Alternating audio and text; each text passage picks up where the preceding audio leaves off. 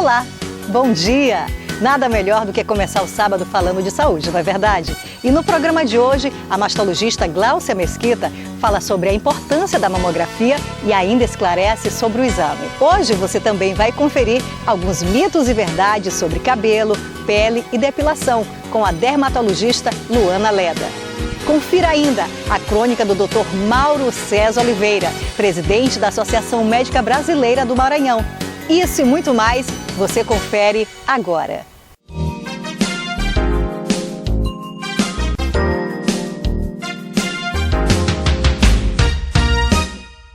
Você deve ter milhões de desculpas para não fazer a mamografia e dizer que deve doer ou então não tenho tempo, pois hoje você vai conhecer um pouco mais sobre esse exame, que detecta o câncer de mama e ainda poderá tirar suas dúvidas.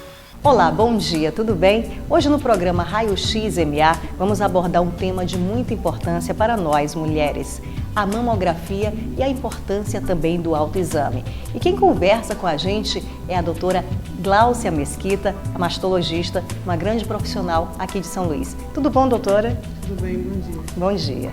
Doutora, qual a importância da mamografia? A mamografia ela é importante porque ela é o único exame que consegue detectar algumas lesões muito iniciais, principalmente o que a gente chama de microcalcificações, que são os pontinhos brancos que não aparecem na ultrassom, não aparecem na ressonância, não é palpável, o paciente não sente, somente a mamografia vai conseguir detectar. Então, ela é praticamente um raio-x da mama. A mamografia nada mais é do que um raio-x da mama. E nesse raio-x a gente consegue identificar algumas lesões muito pequenas, esses pontinhos brancos que são as calcificações.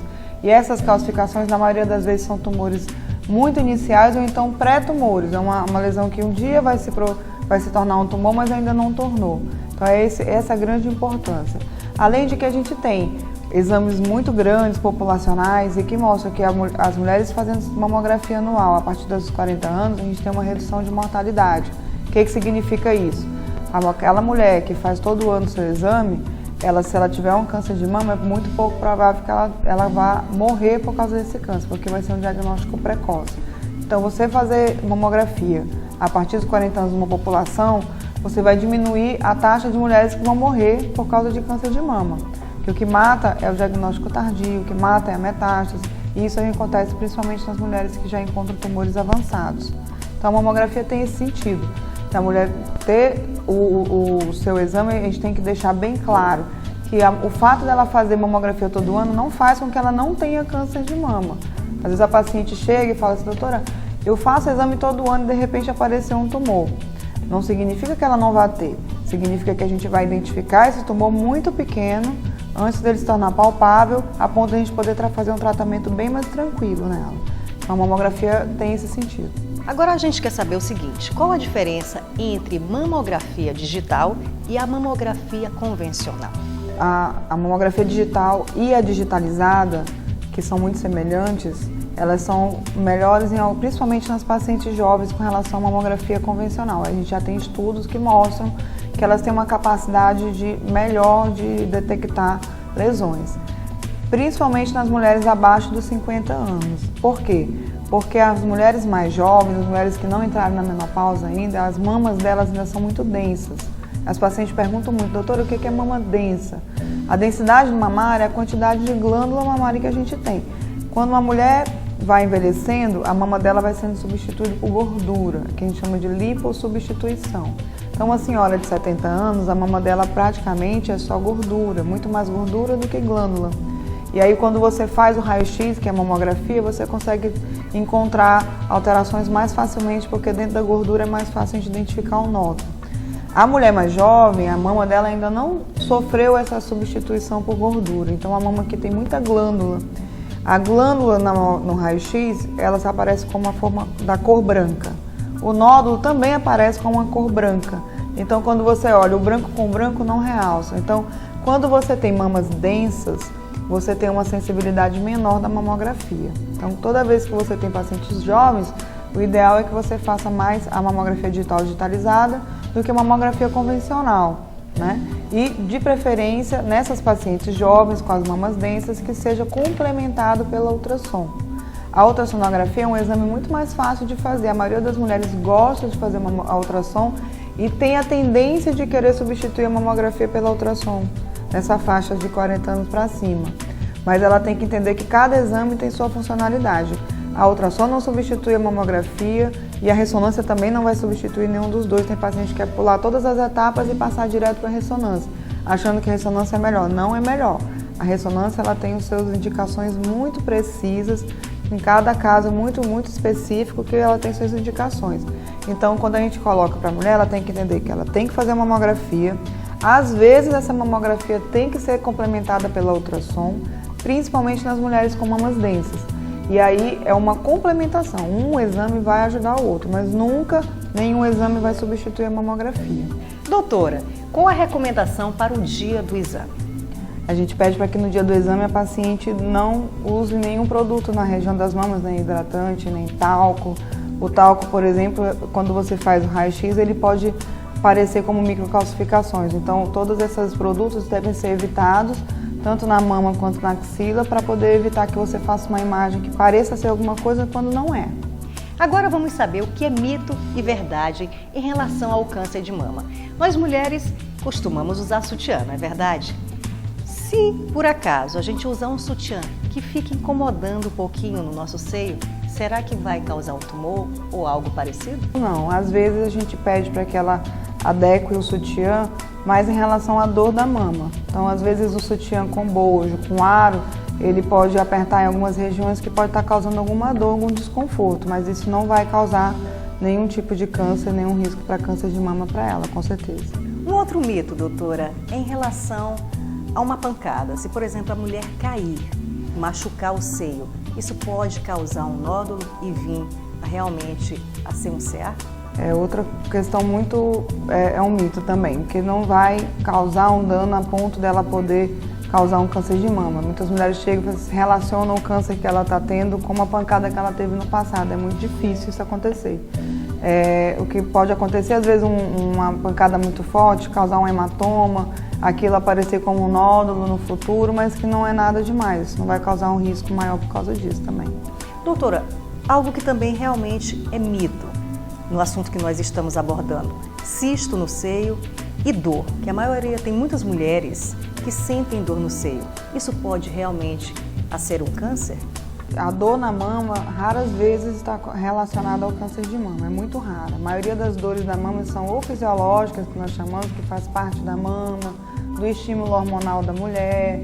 Às vezes algumas medicações podem causar dor, alguns traumas, até mesmo a academia, porque a gente tem que lembrar que atrás da mama tem um músculo, então elas podem associar dor com várias outras coisas, mas raramente está relacionada ao câncer de mama. É a principal causa de queixa das mulheres no consultório, elas vêm muito preocupadas e a maioria das vezes a gente passa o tempo todo tentando mostrar para elas que aquela dor faz parte do ciclo menstrual, às vezes faz parte da mama dela mesmo, de alguma forma, que não é uma doença, né? A gente faz os exames, esclarece que não tem nenhuma alteração e a gente informa para ela que aquela dor não tem relação. Com relação aos cistos, que são somente bolhas d'água, é líquido que se acumula na mama. Os cistos também causam muito pânico, muita preocupação nas mulheres, mas ele não é nada que se transforme num câncer. O risco de um cisto simples, que é uma bolinha d'água, se transformar num câncer é zero. Então, aquela mulher que tem cisto, ela não deve se desesperar. Agora, ela tem que procurar um mastologista, porque tem casos e casos. A gente, às vezes, tem cisto que pode inflamar, tem cisto que dói, a gente vai tratar, mas em termos de risco para câncer de mama, o cisto não tem risco para câncer de mama. Na realidade, como é que se faz o autoexame? Então, o autoexame, ele deve ser feito no período fora da menstruação, né? A mulher, ela tem que escolher, se ela estiver menstruando, um período em torno de 10 a 15 dias da menstruação para poder tocar suas mamas. Ela deve se olhar no espelho para ver uma alteração que ela possa perceber entre uma mama e a outra, que a gente chama de assimetria, uma diferença, algum inchaço, algum caroço, alguma ferida na pele, uma ferida no bico do peito, algum caroço nas axilas também, que às vezes o câncer de mama ele pode começar como um nódulo na axila, né? Então ela pode fazer isso no chuveiro, pode fazer isso deitada, e onde ela passa a mão para perceber essas alterações, se ela encontrar algum nódulo ou não, certo? passa a mão na axila e também observa, além de olhar no espelho as alterações, ela pode fazer o que a gente chama de expressão, né? Apertar o bico do peito para ver se sai alguma secreção. Lembrando que a maioria das secreções do bico do peito são benignas, não tem nenhum problema, né? O que a gente chama atenção é se sair sangue ou aquele líquido completamente transparente como água. São os dois líquidos mais preocupantes que ela deve procurar um médico. As outras secreções geralmente são secreções normais. Então, dessa forma, ela consegue perceber essas alterações todo mês. O movimento do autoexame são em movimentos circulares? Pode ser em movimentos circulares, pode ser digitando assim ou pode ser palpando mesmo, né? Na verdade, o importante é que ela consiga palpar a mama inteira, né? Não importa se é em movimentos circulares ou não, certo?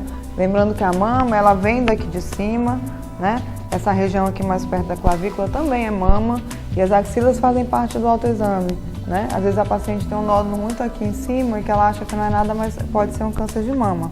Então ela tem que palpar a mama inteira, não é só essa região, é a região que pega toda a parede torácica e as axilas, né? Qual a dica que a senhora deixa para as nossas telespectadoras em relação ao câncer de mama, o autoexame e como se cuidar melhor? Com relação à prevenção do câncer de mama, a mulher tem que entender que toda vez... Peraí, posso voltar? Pode continuar. Então, olha para a rede e olha para a câmera. Tá. Então, com relação ao câncer de mama, a mulher ela tem que entender que quando a mulher é jovem, ela tem que entender que engravidar é um fator de proteção, amamentar é um fator de proteção, então ela tem que engravidar, ela tem que amamentar, manter o peso ideal é um fator de proteção, a obesidade é um fator de risco para câncer de mama e para vários outros tipos de câncer, né? O tabagismo, atividade física também protege bastante contra o câncer de mama, então ela tem que ter uma vida saudável, com uma atividade saudável na alimentação, atividades saudáveis no dia dela e prestar atenção para essa questão da paridade, porque a gravidez realmente é um fator de proteção. Com relação às orientações dela todo mês, ela tem que se olhar, ela tem que se tocar, ela tem que lembrar que a partir dos 40 anos ela deve ir ao mastologista, lembrando que o mastologista não é um médico que ela deva ser sempre encaminhada, ela pode marcar direto uma consulta com ele sem passar pelo ginecologista, ao contrário do que muitas mulheres acreditam. Então, ela deve fazer seu exame de rotina todo ano, a partir dos 40 anos, da mesma forma que ela faz seu exame de rotina, um check-up geral.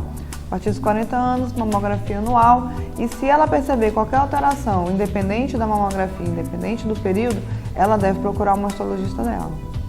Doutor, o programa Raio X MA agradece a sua presença e eu tenho certeza que você aí de casa ficou bastante esclarecido. Obrigada, agradeço vocês pelo convite também.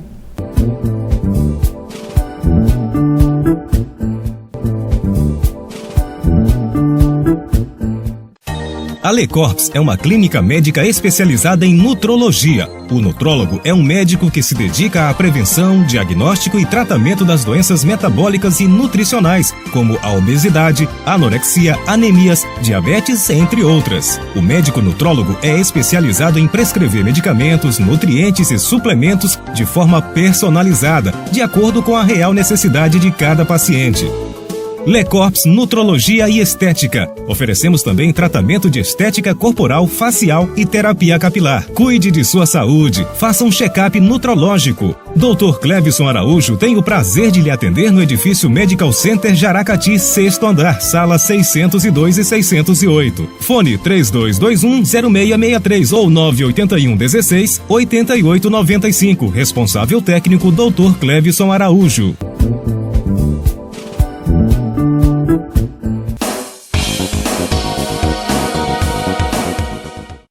A Academia Maranhense de Medicina inaugurou uma nova sede na capital, localizada na Rua 13 de Maio, no centro, no dia 24 deste mês.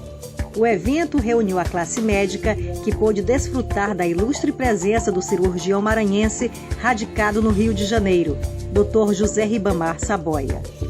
O médico cirurgião realizou uma conferência titulada O Estado da Arte da Cirurgia, expondo avanços da cirurgia do sudoeste do país e do mundo. Para o presidente da Academia de Medicina, Dr. José Márcio Soares Leite, a conferência contribuirá de forma significativa para a medicina do Maranhão. Hoje é um dia importante para esta academia.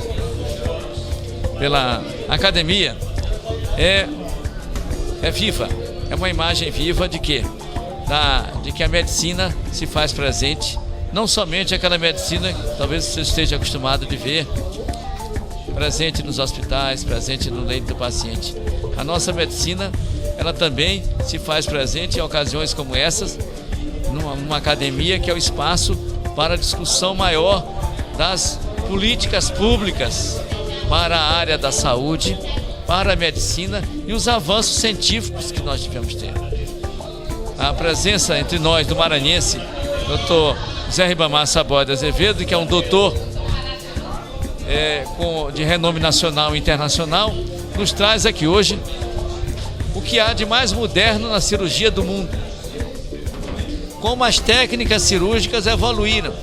Isso é importantíssimo para os estudantes que já vão ser formados e passar a conviver com essas técnicas. E assim a medicina vai subindo cada vez mais os seus degraus. O importante, a academia está como agente catalisador no meio desse processo, porque aí sim, esse avanço científico não pode distanciar-se da nossa realidade social. Então, nós temos que, de um lado, fazer com que essa sociedade, com que os mais pobres também tenham acesso a essa tecnologia. E do outro, que não se possa esquecer todo esse passado que foi construído para que eles chegassem lá. Essa base, esse alicerce, foi construído a partir de grandes profissionais que construíram isso.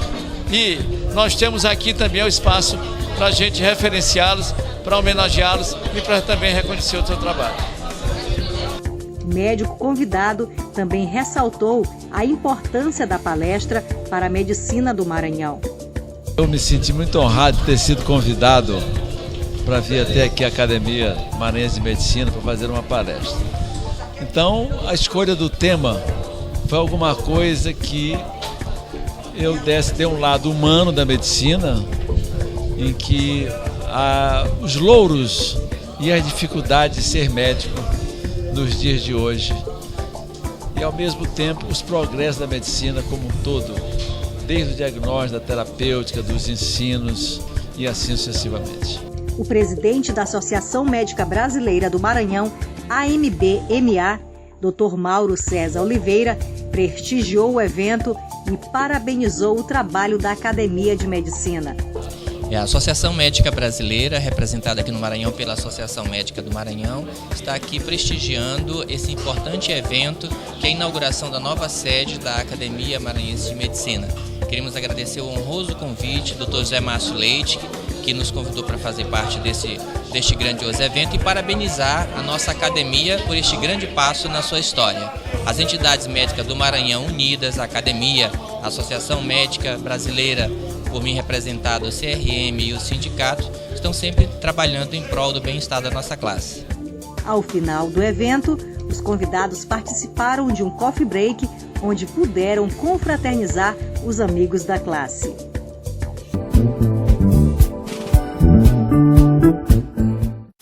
A Lecorps é uma clínica médica especializada em nutrologia. O nutrólogo é um médico que se dedica à prevenção, diagnóstico e tratamento das doenças metabólicas e nutricionais, como a obesidade, anorexia, anemias, diabetes, entre outras. O médico nutrólogo é especializado em prescrever medicamentos, nutrientes e suplementos de forma personalizada, de acordo com a real necessidade de cada paciente.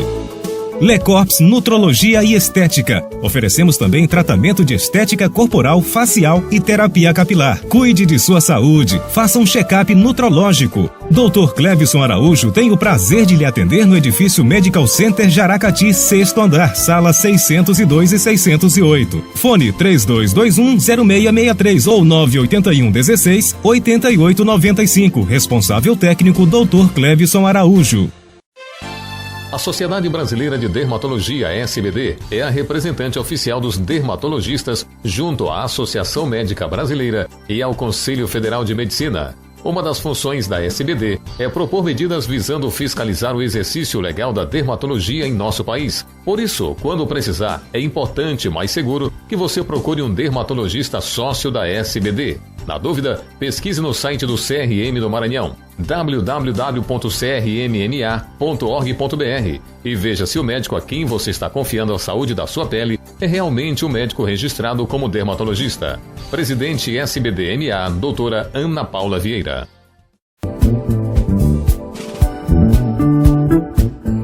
Hoje você também vai conferir alguns mitos e verdades sobre cabelo, pele e depilação com a dermatologista Luana Leda. Raspar os pelos faz com que eles fiquem mais grossos ou cresçam mais.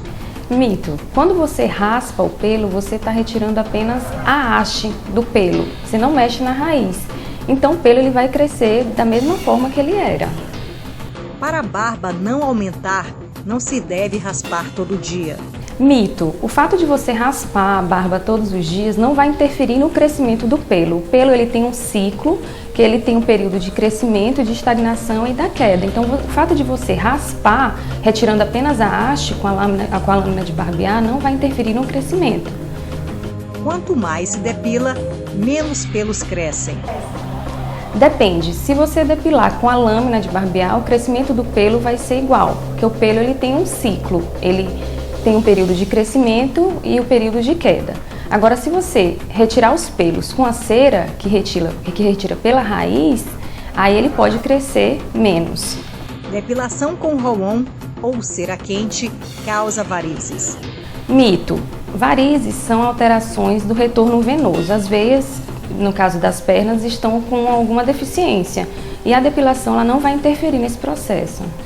Depilação com cera provoca flacidez na pele. Mito. A flacidez ela é relacionada com a alteração das fibras elásticas e das fibras colágenas. A depilação é um processo mais superficial, um procedimento mais superficial que não vai interferir na flacidez. O sol melhora as espinhas. Mito. Algumas pessoas acreditam que há uma melhora com o sol porque depois que você pega sol, algumas lesões elas acabam secando, ressecando, diminuindo.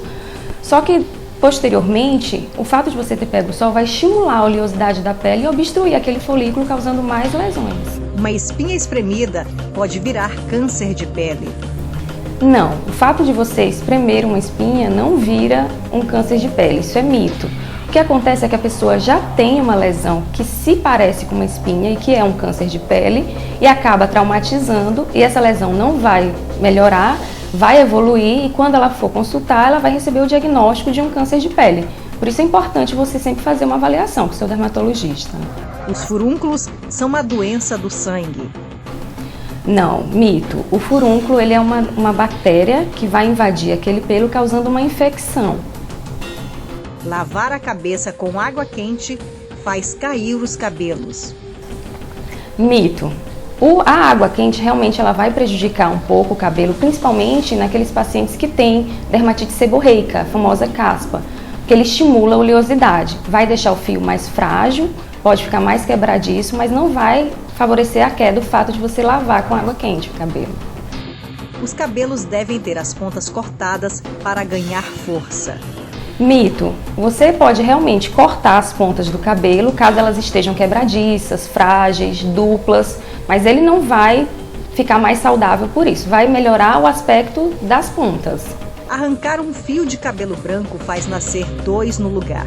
Mito. O cabelo branco, ele fica branco pelo fato da melanina ter diminuído a quantidade de melanina daquele pelo, que é a substância que dá pigmento ao pelo. A partir do momento que você vai envelhecendo, essa melanina diminui e os pelos vão ficando brancos. Então você arrancou aquele que estava branco, mas outros já estavam ficando brancos também, então não tem interferência. Mesmo em dias nublados, é necessário usar protetor solar. Sim, você precisa usar protetor solar tanto nos dias de sol quanto nos dias nublados, porque os raios de ultravioletas vão estar presentes em ambos os dias. Então você precisa passar o protetor solar, reaplicá-lo de 3 em 3 horas para a proteção da pele. Banhar com água quente resseca a pele. Verdade, se você toma vários banhos ao dia com a água muito quente, você acaba retirando a camada de gordura que protege a pele e ela vai ficar mais ressecada.